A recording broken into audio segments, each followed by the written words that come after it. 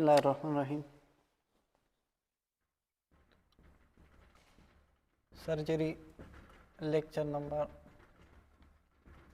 54। आज हम डिस्कस करेंगे breast cancer. Breast cancer breast cancer का most common cancer in the world, most common cancer in the world in women. ठीक है, अब ब्रेस्ट कैंसर के लिए ये लाइन इस याद रखें, हार्मोन ड्राइन कैंसर। इसका मतलब ये है कि ये इसकी जो रिस्क फैक्टर है तो इसमें रूल हार्मोन की है ज़्यादातर। ठीक है, इसको जो ज़्यादातर रूल है वो किस चीज़ की है? हार्मोन की। तो अब इसकी रिस्क फैक्टर क्या है? रिस्क फैक्टर पहले, जितना एज ज़्यादा होता है तो एस्ट्रोजन की एक्सपोजर, वो फीमेल की एस्ट्रोजन तक एक्सपोजर ज़्यादा होते हैं तो इंक्रीज ब्रेस्ट कैंसर रिस्क। तो इंक्रीज जब एज ज़्यादा होता है तो more exposure to hormone, more exposure to hormone.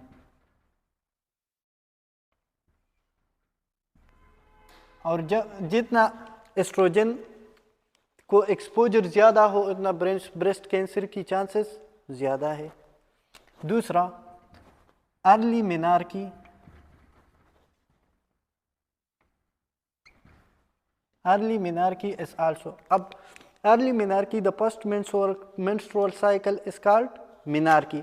अब एक फीमेल है, let suppose female A and female B, इसकी मेनार्की आ गई at the age of 10 year और बी की मेनार्की है at the age of 15 year. अब इसकी पहले आ गई तो इसका मतलब है इन दोनों की जब एज होते हैं 25 ईयर तो एस्ट्रोजन हार्मोन की जो एक्सपोजर है, तो ये लेडीज जो ए है तो कितने साल है? 15 ईयर और बी के कितने हैं? 10 ईयर। तो which one has greater risk for breast cancer? A. तो इसमें कौन सी? ए वाले की ज़्यादा रिस्क है ब्रेस्ट कैंसर की, क्योंकि एस्ट्रोजन की जो एक्सपोजर जितना ज़्यादा हो तो उतना ब्रेस्ट कैंसर की चांसेस ज़्यादा। तीसरा, लेट मेनोपाज। अब देखो, नॉर्मल कंडीशन में 45 से लेकर 54 तक मेनोपाज होता है। The stoppage of menstrual cycle is called menopause. तो अब ये 45 से लेकर 54 तक होता है, एवरेज इसकी 51 ईयर है। अब एक फीमेल है, इसकी जो है 45 पे मेनोपाज और दूसरा है इसकी है 50 पे। तो अब लेट सपोज दोनों की मेनार्की है एट द एज ऑफ 10, तो इसकी एक्सपोजर ज़्यादा है एस्ट्रोजन तक या इसकी 50 की। जो जितना लेट मेनोपाज हो इतना कैंसर की चांसेस ज़्यादा है, तो इसमें इसकी ज़्यादा रिस्क है। अच्छा, फोर्थ नंबर जो है वो फैमिली हिस्ट्री। फैमिली हिस्ट्री, अगर फैमिली में किसी को है तो इनहेरिटेड भी ये हो सकता है, ज़्यादा चांसेस है ब्रेस्ट कैंसर की। फिफ्थ नंबर जो है वो ओबेसिटी है। ओबेसिटी से ब्रेस्ट कैंसर क्यों होता है? एस्ट्रोजन स्टेरॉयड हार्मोन, मतलब फैट है तो पेरिफेरल टिश्यूज की कन्वर्जन एस्ट्रोजन तक ज़्यादा होती है, तो इसलिए ओबेसिटी से ब्रेस्ट कैंसर की चांसेस ज़्यादा है। तो इसमें रीज़न क्या है? More peripheral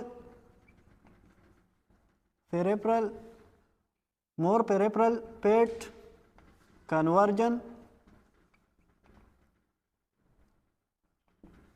to oestrogen.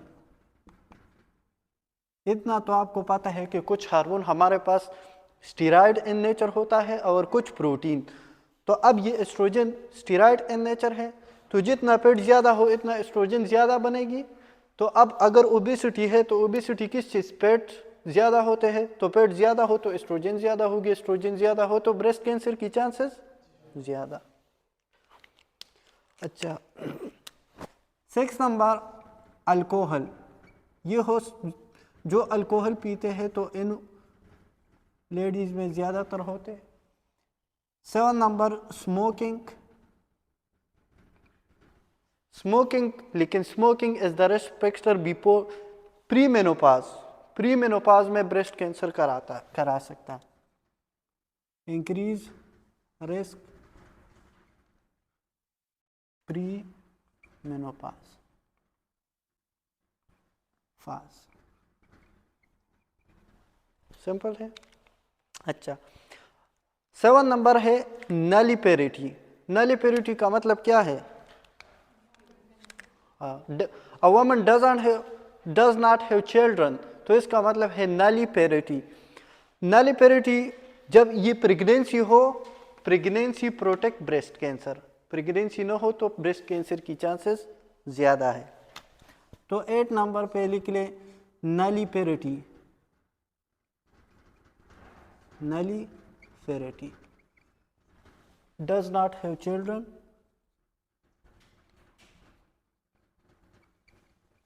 have, तो इसका मतलब इसमें लिख ले प्रेगनेंसी प्रोटेक्ट ब्रेस्ट कैंसर।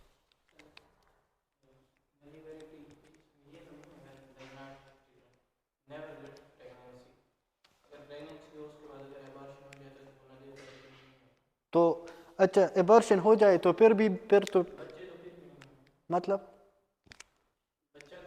हाँ, तो नहीं है तो फिर भी increase chance of breast cancer. किसको? लाइव बर्थ मतलब जब लाइव बर्थ ना हो तो उसको हम नलिपेरिटी कहेंगे। हाँ, फिर भी नलिपेरिटी। 9 नंबर पे लिख ले मैटरनल एज मैटर कर देती है at the first child birth. अगर वुमेन की maternal age at first live birth या चाइल्ड बर्थ, इसमें 2 कंडीशन है। अगर first child birth before 20 year है, बिफोर 20 ईयर, तो इसमें protective role in breast cancer. ठीक है, ये क्या है? प्रोटेक्टिव। और अगर ये first child birth after 30 year है तो फिर slightly increase risk for breast cancer.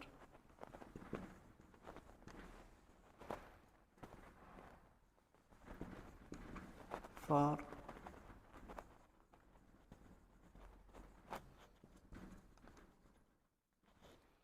अच्छा, 10 नंबर जो है वो है hormone replacement therapy. Hormone replacement therapy अगर एस्ट्रोजन और प्रोजेस्टेरॉन ये लेडीज लेते हैं तो जितना एस्ट्रोजन की एक्सपोजर ज़्यादा हो, तो पहले हमने ये लिखा है सेंटेंस में हार्मोन ड्राइव कैंसर है तो ब्रेस्ट कैंसर की चांसेस ज़्यादा।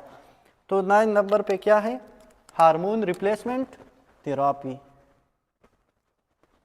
10 number hormone replacement therapy, oestrogen plus progesterone, तो फिर क्या है? Increase risk. अच्छा, दूसरा breast feeding. Breast feeding is protective role in the breast cancer. तो ब्रेस्ट फीडिंग ब्रेस्ट कैंसर को रोकता है, but it should be at least 1 year. अगर लेडीज़ की जो चिल्ड्रन है वो 2 है, तो फिर 6 मंथ भी काफ़ी है। तो पर 2 चिल्ड्रन 6 मंथ भी ठीक है, लेकिन एक के लिए 1 ईयर मस्ट है। तो 11 number, breast feeding is protective,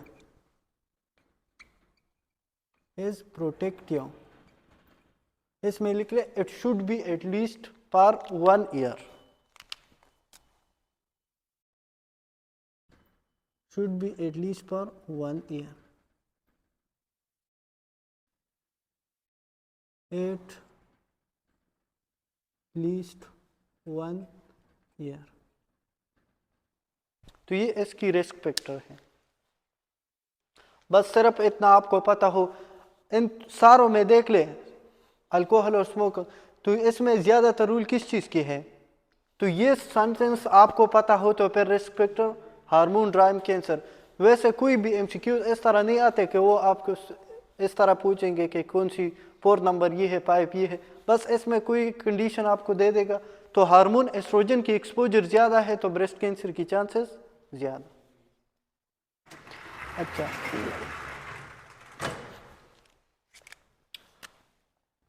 breast cancer जो है ये हमारे पास फीमेलियल भी हो सकता है, फीमेलियल, और ये स्पोरेडिक भी हो सकता है। अब फीमेलियल और स्पोरेडिक का मतलब क्या है? बाई चांस, मतलब जो फैमिली में हो तो वो फैमिलियल है, और स्पोरेडिक जो बाई चांस हो जाए फैमिली में किसी को ना हो। तो ज्यादातर चांसेस फैमिलियल की है या स्पोरेडिक की? हाँ, स्पोरेडिक की। ये 90% चांसेस है किसकी? स्पोरेडिक। 10% फीमेलियल होता है, और मोस्टली स्टूडेंट ये वहाँ पे रिस्क फैक्टर में हम फैमिली हिस्ट्री लिखा है, लेकिन ज्यादातर ये स्पोरेडिक होता है। ठीक है, अब देखो इसमें most common MCQs, most common gene mutation for breast cancer.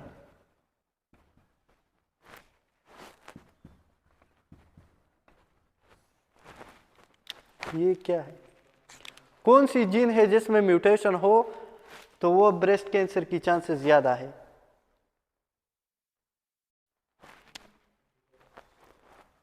एक होता है बरका और एक है P53। Yes, P53 is the most common. अगर फैमिलियल हो तो फिर बरका, और ये ज्यादातर स्टूडेंट गलत कर देते हैं, उसने सिर्फ ये याद किया है कि बरका म्यूटेशन की वजह से ब्रेस्ट कैंसर होती है, लेकिन P53 में जब जीन्स में जब म्यूटेशन हो तो उसकी वजह से ये ओवरऑल तो स्पोरेडिक ज़्यादा है, तो ओवरऑल P53 से। अगर इस तरह एमसीक्यूज हो कि most common gene mutation in familial breast cancer, तो फिर बरका म्यूटेशन ठीक है। तो इसमें ऑप्शन फिर क्या ठीक है? बरका म्यूटेशन। अच्छा,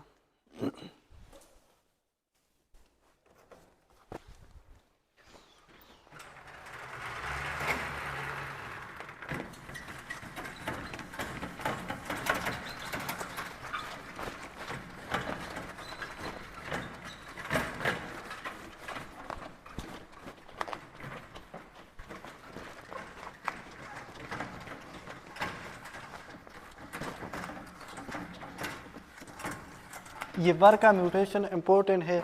बरका जीन आपको पता हो कि बरका जीन क्या है? बरका जीन म्यूटेशन, ये बरका जीन पहले तो ये हम एक हमारे पास होता है BRCA1 एंड BRCA 2। बर का 1 जीन होता है क्रोमोसोम नंबर 17 पे, क्यू आर्म पे। ये होता है chromosome number 17 at the arm. Chromosomes की एक पी आर्म होता है, एक क्यू आर्म, तो ये क्यू आर्म पे है 17 नंबर क्रोमोसोम पे। बर का जीन 2 हमारे पास 13 नंबर क्रोमोसोम पे होता है और क्यू आर्म पे। सिंपल है। अब अगर बर का जीन में म्यूटेशन हो तो हमारे पास कौन कौन सी कैंसर हो सकते हैं? बर का जीन म्यूटेशन, इसकी वजह से ब्रेस्ट कैंसर हो सकती है। ब्रेस्ट कैंसर ये तो आज हमने डिस्कस किया। इसके साथ ओवरियन कैंसर, कोलोरेक्टल कैंसर, और कोलोरेक्टल कैंसर में भी हमने ये डिस्कस किया था। इसके साथ साथ primary peritoneal cancer,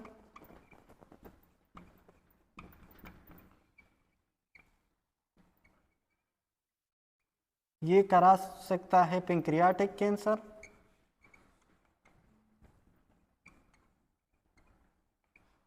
male breast cancer,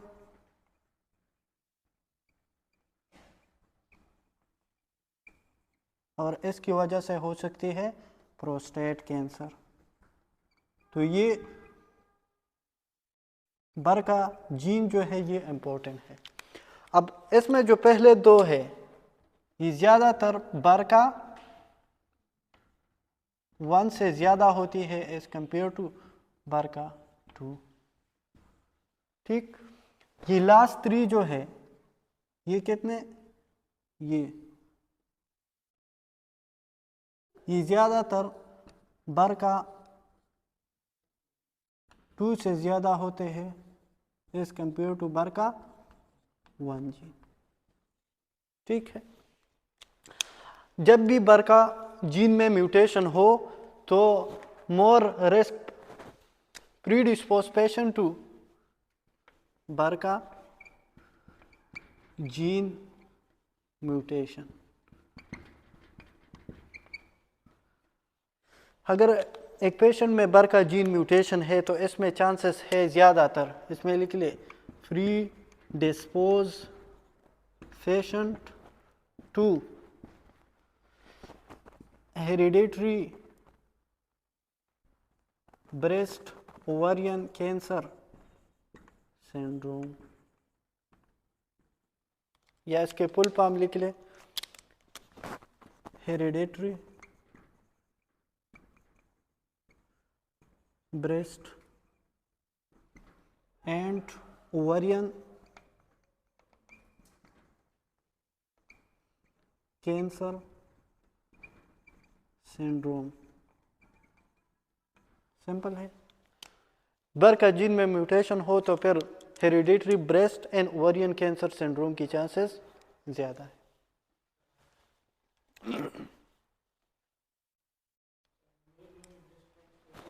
हाँ, यस, हो सकता है। उसकी वजूहत तो हमने ये डिस्कस किया ना कि बर का gene mutation.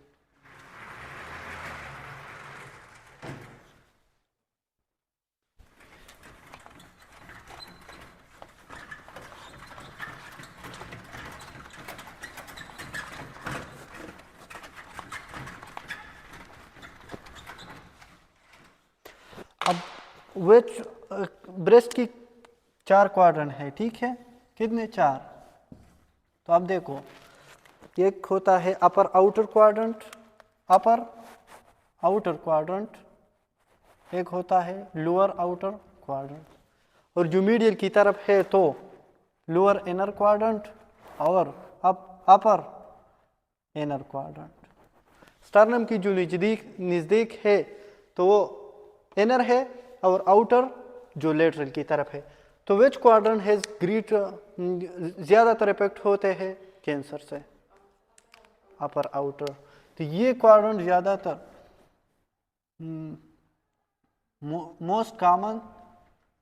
Most commonly affected with breast cancer.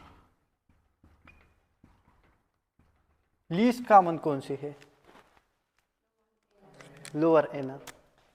तो ये इस तरह याद रखें, अपर आउटर और लोअर इनर, लीस्ट कॉमन। ठीक, लीस्ट कॉमन अफेक्टेड।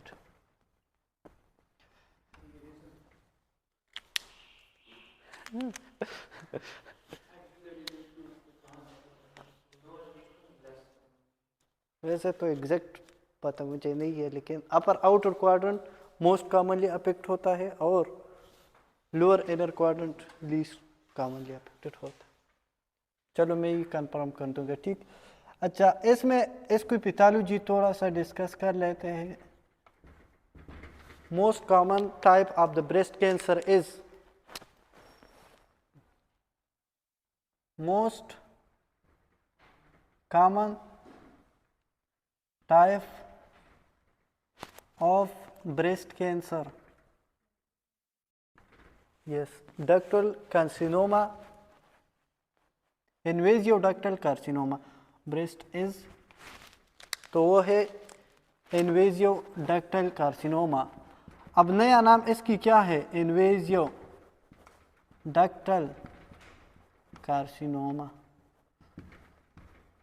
मे भी एमसीक्यूज में इस तरह हो कि invasive carcinoma of non specific non special type, तो ये भी इसका जो नया नाम है वो क्या है?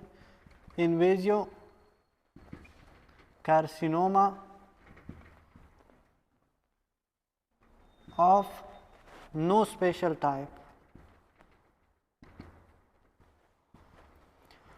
अच्छा,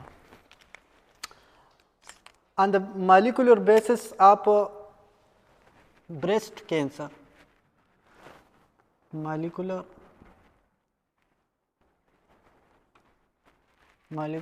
classification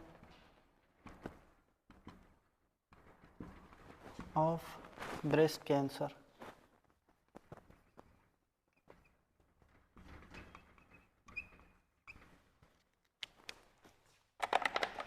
अच्छा, on the basis of gene expression, ये तो पैथोलॉजी का टॉपिक है लेकिन इसके साथ रिलेट है। जीन एक्सप्रेशन, देखो ये इंपॉर्टेंट कंसेप्ट इसमें ये है, एक होता है ER, PR, हार टू न्यू और KI67। What are these?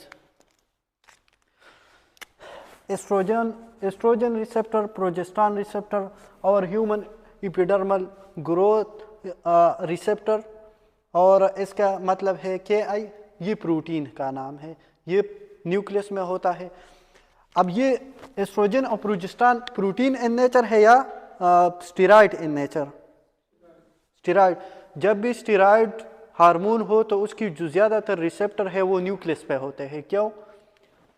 जो सेल मेम्ब्रेन है, so cell membrane is lipid soluble, तो steroid hormone can cross cell membrane. Protein तो मेम्ब्रेन को क्रॉस नहीं कर सकते एक्सेप्ट थायराइड हार्मोन, उसकी जो साइज है वो स्मॉल है, तो इस वजह से इसकी रिसेप्टर न्यूक्लियर पे है, वो एक्सेप्शन है।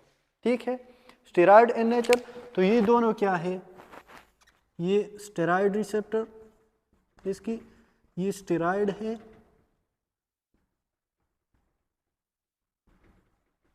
तो अब receptor on nucleus,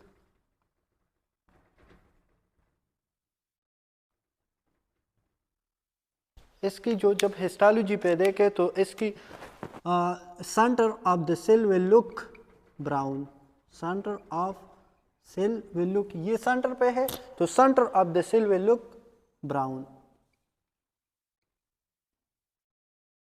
will be brown. अब हार्ड टू न्यू प्रोटीन है, ये क्या है? प्रोटीन, तो प्रोटीन हो तो ये सेल न्यूक्लियस पे हो गया, सेल मेम्ब्रेन पे, protein receptor on cell membrane, तो ऑन सेल मेम्ब्रेन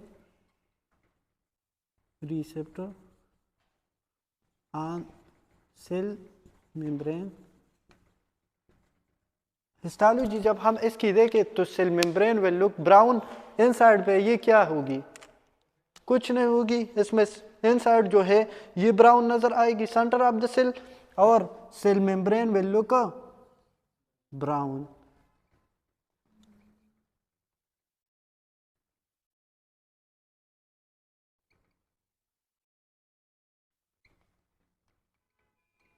ठीक है, अच्छा इसमें लिख ले ये क्या है?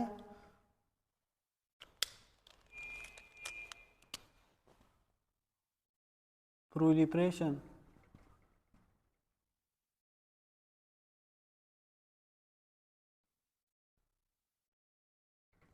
प्रोलिफरेशन मार्कर है। प्रोलिफरेशन का मतलब जब इतना ज़्यादा हो तो इसका मतलब है उतना वो सेल डिवाइड ज़्यादा होगी। Fast, how fast the cell is divide, how fast the cell is divide. ये कैंसर में क्या होती है? एबनॉर्मल सेल की प्रोडक्शन होती है, सेल्स ज़्यादातर डिवाइड होता है एबनॉर्मली। तो जब ये ज़्यादा हो तो इसका मतलब है वो ज़्यादातर इसकी जो रैपिड डिवीजन होगी। ये कहाँ पे होते हैं? प्रोटीन है और ये न्यूक्लियस में होता है। इसमें कोई क्वेश्चन है? अच्छा, ER receptor, oestrogen receptor, progesterone receptor, ये स्टेरॉइड इन नेचर है, तो इसकी रिसेप्टर न्यूक्लियस पे होगी। जब ये न्यूक्लियस पे होगी तो इसका मतलब है अगर हम इसकी हिस्टोलॉजी को देखें तो इसकी जो सेंटर है वो ब्राउन नजर आएगी। हाउ टू न्यू प्रोटीन है, तो प्रोटीन रिसेप्टर पर सेल मेम्ब्रेन पे होती है, तो cell membrane will look brown. Ki69 protein है, ये न्यूक्लियस में होता है, जितना ये ज़्यादा हो तो इतना सेल रिपीडली डिवाइड होता है। ठीक है, तो इसकी वैल्यू जितना ज़्यादा हो तो इसका मतलब है कैंसर विल इतना फास्ट वो इसकी डिवीजन होगी। अच्छा,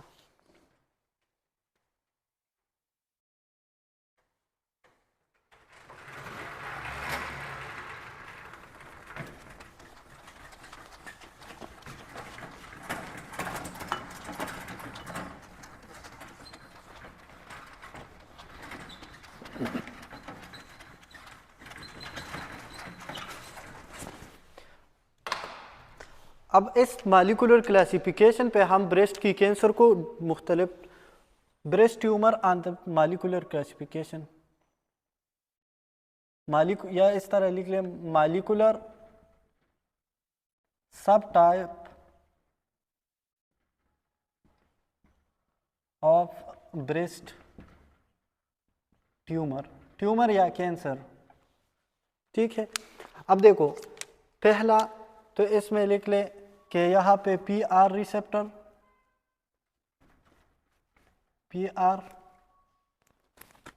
ER, PR, ER, PR और HER2, इसको HER2 या HER2 बोलते हैं, और Ki67। अब जितना ये लो हो तो इतना वो सेल स्लोली डिवाइड होगा, जितना ज़्यादा हो उतना ज़्यादा इसकी रिपीट डिवीजन होगी। तो इस पे डिवाइड हम कर देते हैं पहले टाइप में, उसको कहते हैं हम ल्यूमिनल 1, ल्यूमिनल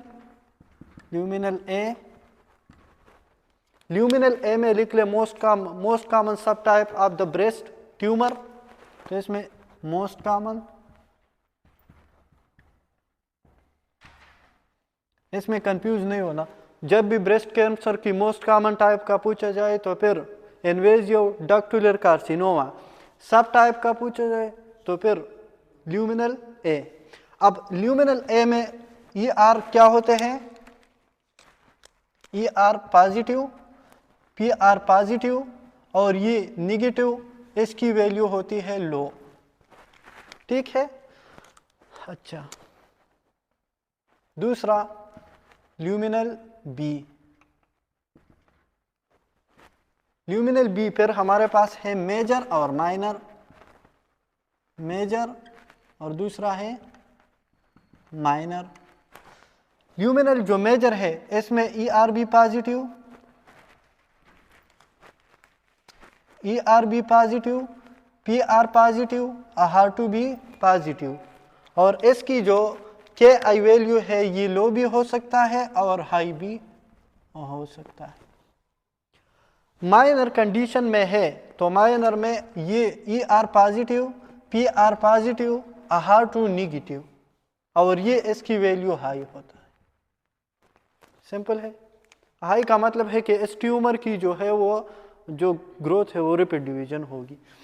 अच्छा, तीसरा नंबर जो है वो है बेसल टाइप। बेसल टाइप, अब बेसल टाइप में ये निगेटिव होता है और PR भी निगेटिव होता है, HR2 न्यू भी निगेटिव होता है। अब ये इसकी जो वैल्यू है ये हाई है, KI16 हाई। इसमें द वर्स्ट, इसकी वर्स्ट प्रोग्नोसिस है, ठीक होने की चांसेस बहुत कम है, तो इसमें लिख ले वर्स्ट प्रोग्नोसिस। वर्स्ट प्रोग्नोसिस ज़्यादातर यंगर लेडीज़ में होता है, और इसकी जो स्प्रेड है visceral spread, incidence of visceral spread वो भी वेरी हाई है। Incidence of visceral mets, mets का मतलब है मेटास्टेटाइजेशन। विसरल आर्गन में इसकी मेटास्टेटाइजेशन ज़्यादा होती है।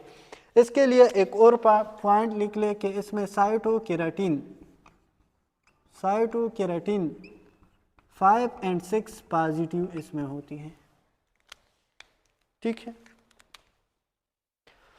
अच्छा, पहले में पॉजिटिव पॉजिटिव निगेटिव, ये दोनों ल्यूमिनल टाइप बी माइनर और पहले वाले सेम है। ठीक है। बेसल टाइप में ये है साइटोकेराटिन इसमें पॉजिटिव है।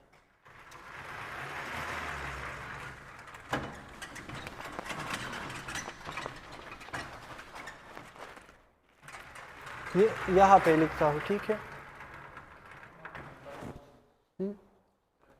तो इसके लिए फिर ये भी लिखना।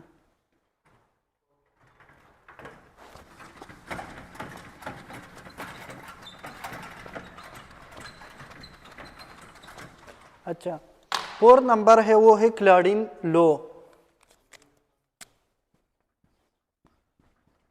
क्लाउडिन लो ये ट्यूमर है, और इसमें जो ये बेसल टाइप और क्लाउडिन लो सेम है, ये इसमें निगेटिव है, ये भी निगेटिव है, ये भी निगेटिव है। इसकी वैल्यू क्या है? हाई, मतलब रिपीटली इसकी सेल डिवाइड होते हैं।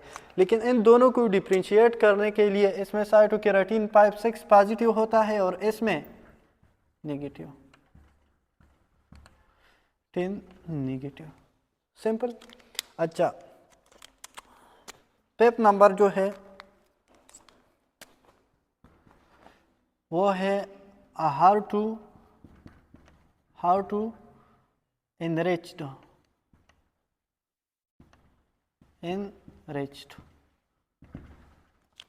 हाउ टू एनरिच का मतलब है कि इसमें हाउ टू पॉजिटिव होगी।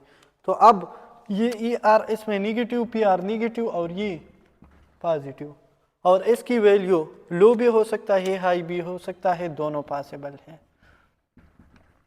देखो, पहले प्रीवियस एनआरई की जो एक MCQs था इस तरह था कि ट्रांसटूमाब जो एंटीबॉडीज है, ड्रग्स है, वो द टारगेट साइट पर ट्रांसटूमाब इज, तो वो HER2 है ट्रांसटूमाब। तो अब इसमें लिख ले हर्सेप्टेन, और इसको हम दूसरा ट्रांसटूमाब।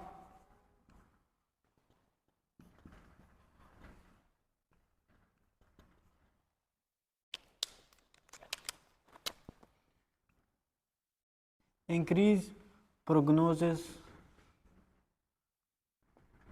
increase the prognosis of how to enriched tumor.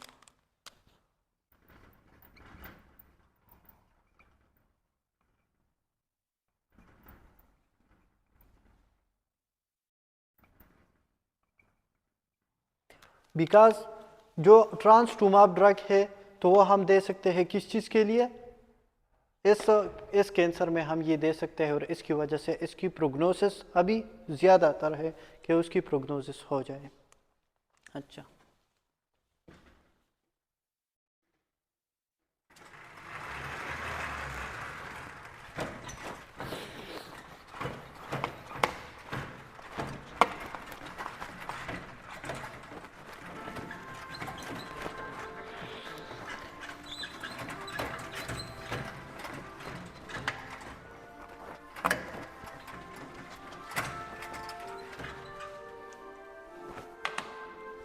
Breast cancer जब भी हो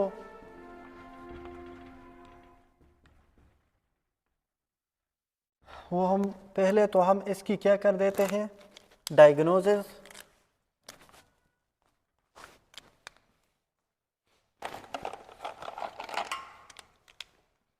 पहला स्टेप है डायग्नोसिस।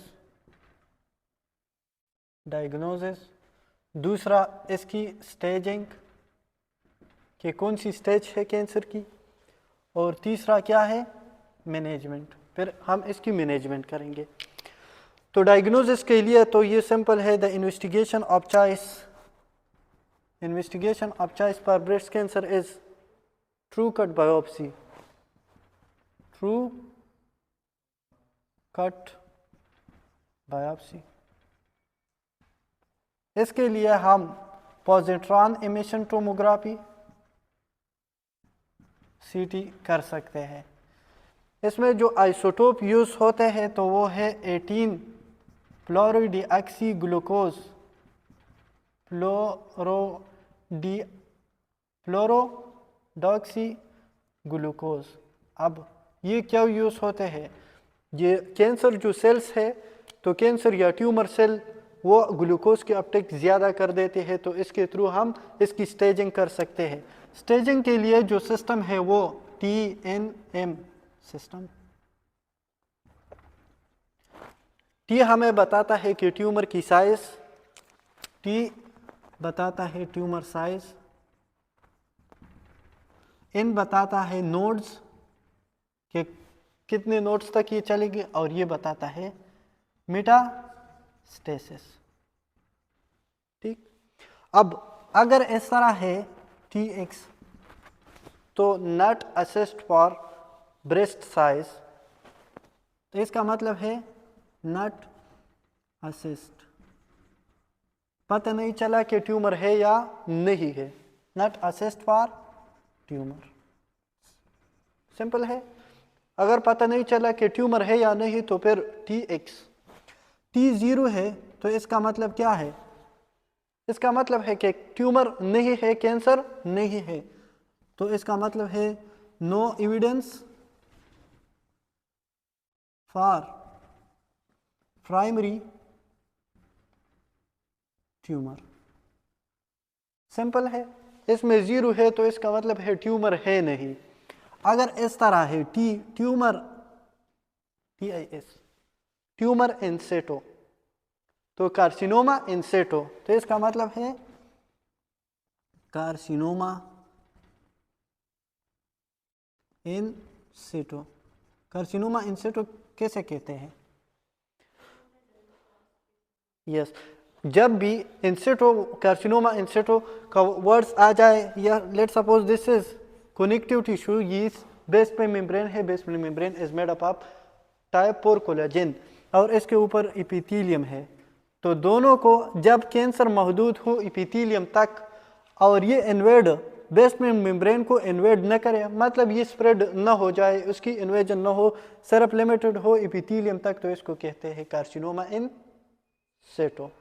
अब इसको प्री इन्वेजियो, हम इस तरह कह सकते हैं कि ये प्री इन्वेजियो कैंसर है, अभी तक उसने बेसमेंट मेम्ब्रेन को इन्वेड नहीं किया। अच्छा, अगर इस तरह हो T1 to T4 तो ये हमें बताता है कि ट्यूमर की साइज कितना ज़्यादा है, तो इंक्रीज ट्यूमर साइज। सिंपल है। T1 की साइज कम होगी, T2 ज़्यादा, T3 इससे ज़्यादा, T4 इससे ज़्यादा।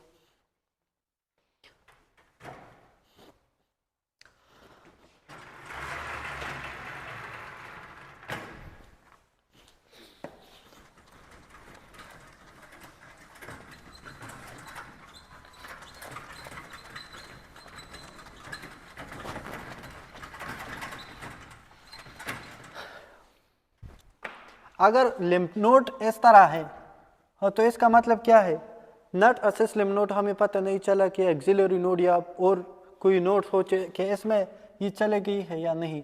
सो नट असिस्ट अगर इस तरह हो टी नॉट, तो इसका मतलब क्या है, इन नॉट, हाँ नो, इसका मतलब है नो नोड इन्वॉल्वमेंट।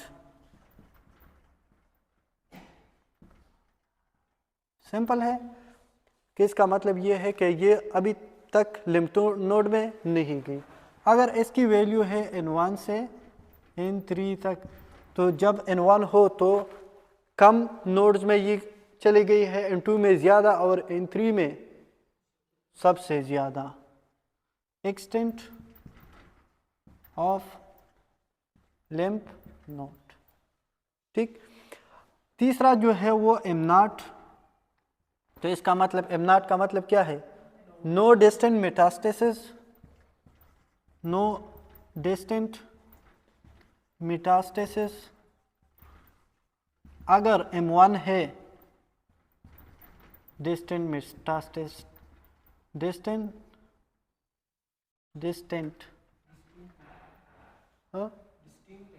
हाँ डिस्टेंट मेटास्टेसिस इज प्रेजेंट।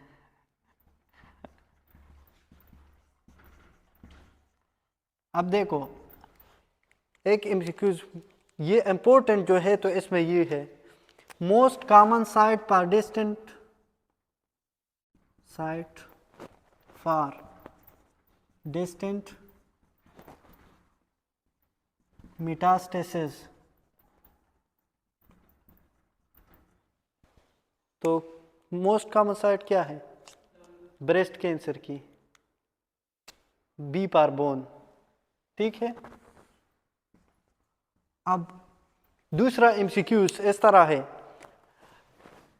दूसरा एमसीक्यूज विच बोन, वर्टिब्रल कॉलम। अगर इस तरह हो कि विच बोन, तो वर्टिब्रल कॉलम।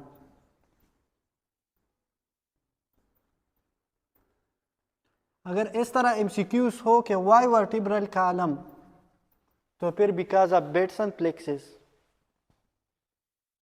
Bateson plexus. अगर इस तरह एमसीक्यूज हो कि व्हाट इज बेटसन प्लेक्सिस, कि बेटसन व्हाट इज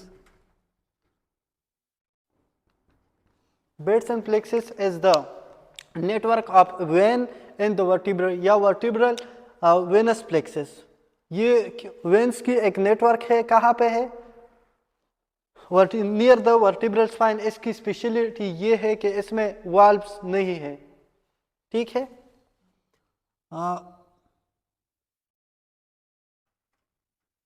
ये क्या है, वर्टिब्रल